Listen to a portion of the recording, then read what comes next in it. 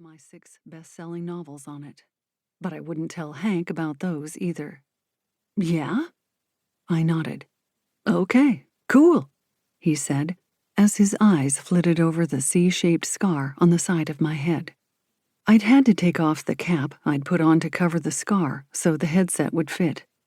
The staples were gone, and the hair around the scar was already growing out from the surgical shave. But the cut line was still conspicuous, without the cap at least. It would probably always be somewhat noticeable, or so my neurosurgeon had said.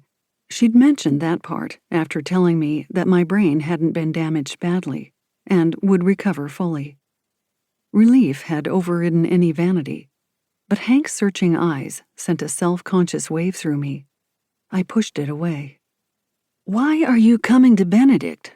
Hank asked a moment later. He didn't ask about the scar. "I'm moving there," I said. "Why?" He gave me a full once-over with his eyes. There was nothing lascivious about the inspection, just curiosity. "I wanted to get away for a while." "Mission accomplished, little lady. It's a great place.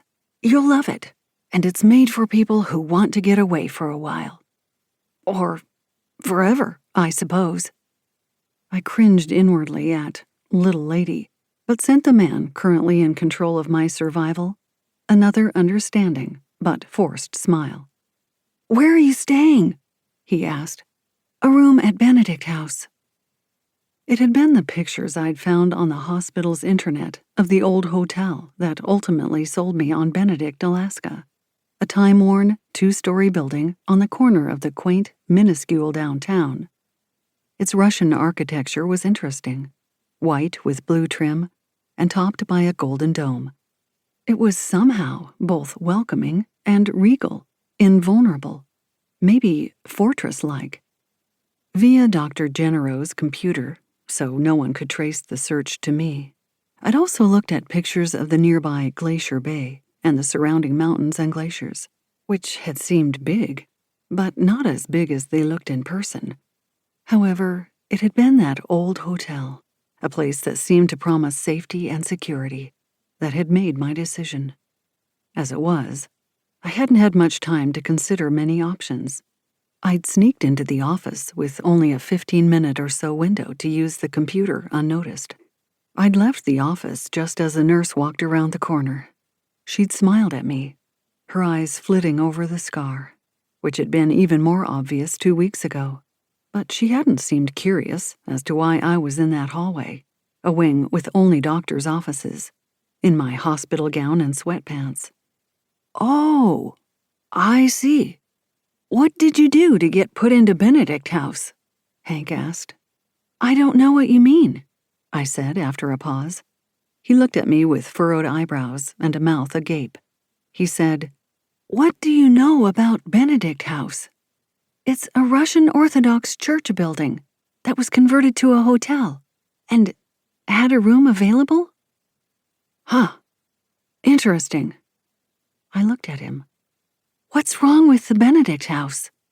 "I didn't know they were open to renting out rooms." He rubbed his hand over his chin again. "A hotel? Not open to renting out rooms?" "Well..." He shook his head at himself. "Not important. Hang on, we're almost there."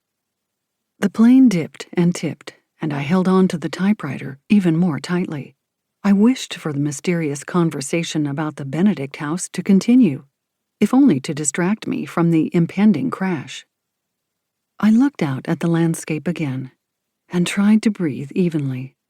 A couple of hours ago, I'd stepped off a bigger, normal-sized plane in Juneau and had been greeted by a cool, rainy day. However, my glimpse out of the bigger plane's window of the coastal city made me wonder if I should have chosen it over Benedict. Juneau wasn't big, but it was civilized.